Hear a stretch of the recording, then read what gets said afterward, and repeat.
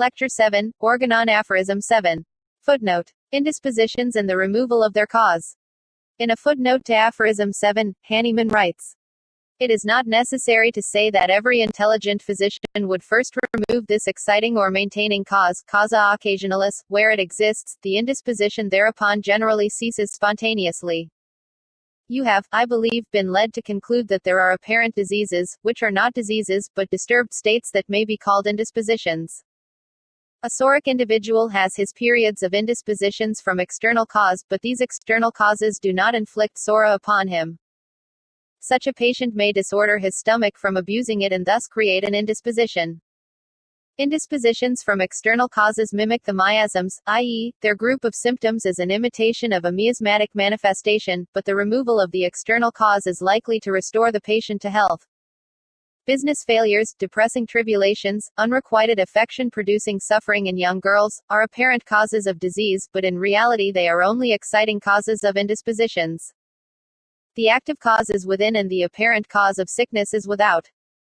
If man had no psora, no deep miasmatic influence within his economy, he would be able to throw off all these business cares, he would not become insane from business depression, and the young girl would not suffer so from love affairs. There would be an orderly state. The physician then must discriminate between the causes that are apparent or external, the grosser things, from the truer causes of disease, which are from center to circumference. In every instance where Hahnemann speaks of true sickness, he speaks of it as a miasmatic disease, but here he employs another word. Then the indisposition usually yields of itself, or if the psoric condition has been somewhat disturbed, order can be restored by a few doses of the homeopathic remedy.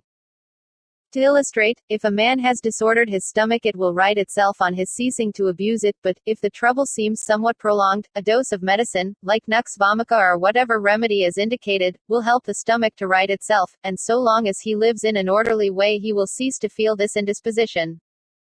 The physician will remove from the room strong-smelling flowers which have a tendency to cause syncope and hysterical sufferings. There are some nervous girls who are so sensitive to flowers that they will faint from the odor.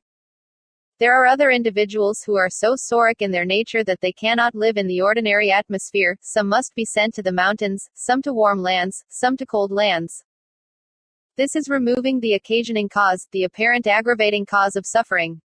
A consumptive in the advanced stages, one who is steadily running down in Philadelphia, must be sent to a climate where he can be made comfortable. The external or apparent cause, the disturbing cause in his sick state, is thus removed, but the cause of his sickness is prior to this. The physician does not send the patient away for the purpose of curing him, but for the purpose of making him comfortable. He will extract from the cornea the foreign body that excites inflammation of the eye, loosen the overtight bandage on a wounded limb that threatens to cause mortification, lay bare and put a ligature on the wounded artery that produces fainting, endeavor to promote the expulsion by vomiting of belladonna berries, etc., that may have been swallowed. Now, without the circumstances and surroundings in which Hahnemann stated these things, it has been asserted in the public prints that Hahnemann advised emetics. A class of so-called physicians have taken this note of Hahnemann's for a cloak as a means of covering up their scientific rascality, their use of external applications. They tell us Hahnemann said so, but we see it becomes a lie. Here is another note. In all times, the old-school physicians, not knowing how else to give relief, have sought to combat and if possible to suppress by medicines, here and there a single symptom from among a number in diseases. This course of singling out a group of symptoms, and treating that group alone as the disease is incorrect, because it has no due relation to the entirety of the man. A group of symptoms may arise through the uterus and vagina, and one who is of this understanding has a plan for removing only the group of symptoms that belong to his speciality, whereby he thinks he has eradicated the trouble. Hahnemann condemns this doctrine, and we see at once its great folly. In many instances there are, at the same time, manifestations of heart disease, liver disease, etc., that is, speaking in their terms, these are not diseases at all, as we know, so that every specialist might be consulted, and each one would direct the assault at his own particular region, and so the patient goes the rounds of all the specialists and the poor man dies.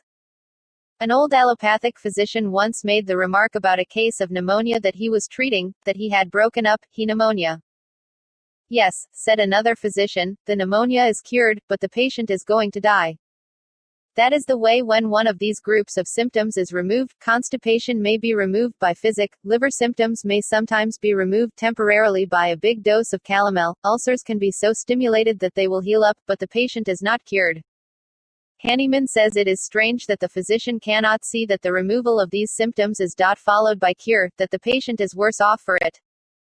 Some patients are not sufficiently ill to see immediately the bad consequences of the closure of a fistulous opening, but if a patient is threatened with phthisis, or is a weakly patient, the closure of that fistulous opening of the anus will throw him into a flame of excitement and will cause his death in a year or two.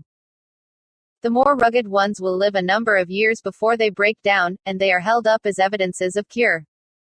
Such treatment is not based upon principles, and close observation will convince a thoughtful man of its uselessness and danger. The fistulous opening came there because it was of use, and probably if it had been permitted to exist would have remained as a vent until the patient was cured.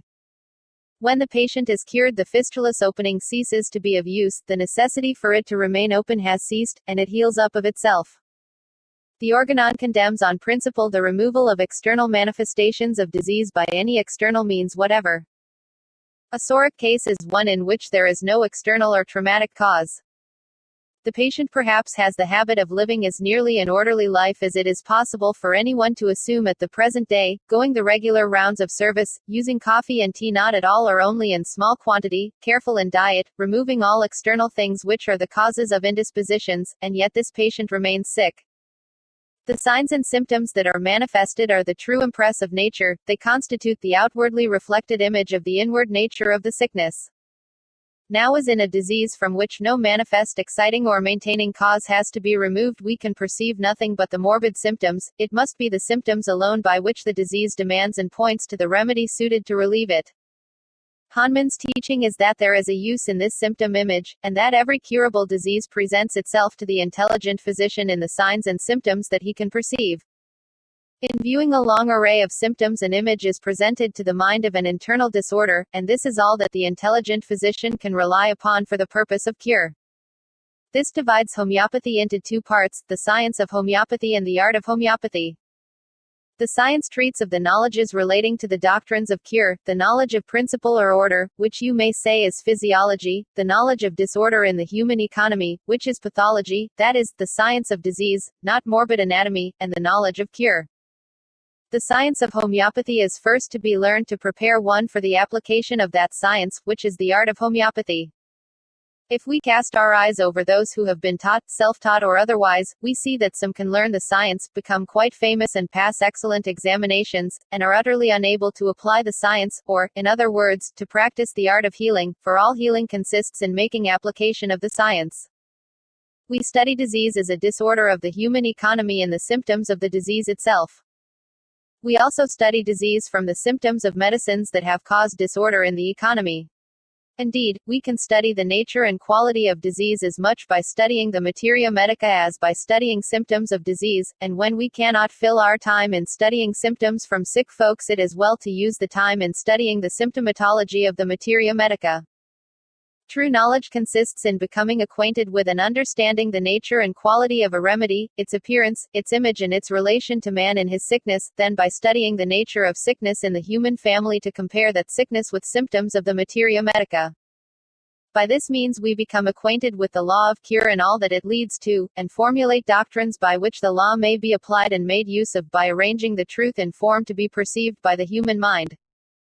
This is but the science, and we may, notwithstanding, fail to heal the sick. You will observe some, who know the science, go out and make improper application of the remedies, and seem to have no ability to perceive in a remedy that which is similar to a disease. I believe if they had a candid love for the work they would overcome this, but they think more of their pocketbooks. The physician who is the most successful is he who will first heal for the love of healing, who will practice first for the purpose of verifying his knowledge and performing his use for the love of it. I have never known such a one to fail. This love stimulates him to proceed and not to be discouraged with his first failures, and leads him to success, in simple things first and then in greater things. If he did not have an unusual affection for it, he would not succeed in it. An artist once was asked how it was that he mixed his paints so wonderfully, and he replied, "With brains, sir." So one may have all the knowledge of homeopathy that it is possible for a human being to have, and yet be a failure in applying that art in its beauty and loveliness. If he have no affection for it, it will be seen to be a mere matter of memory and superficial intelligence. As he learns to love it, and dwell upon it as the very life of him, then he understands it as art and can apply it in the highest degree. The continuous application of it will lead any physician of ordinary intelligence so far into the perception of his work that he will be able to perceive by the symptoms the whole state of the economy, and when reading provings to perceive the very nature of the sickness expressed in the provings. This degree of perception will enable him to see the outwardly reflected image. You will not have to observe long, or be among physicians long, before you will find that many of them have a most external memory of the materia medica, that they have no idea of the nature of medicines they use, no perception of the quality or image of a remedy. It does not come up before their mind as an artist's picture. It is cold, it is far away. An artist works on a picture so that he sees it day and night, he figures it out from his very affections, he figures out every line that he is going to put in the next day, stands before it and he is delighted in it and loves it. So it is with the image of a remedy. That image comes out before the mind so that it is the outwardly reflected image of the inner nature, as if one man had proved it.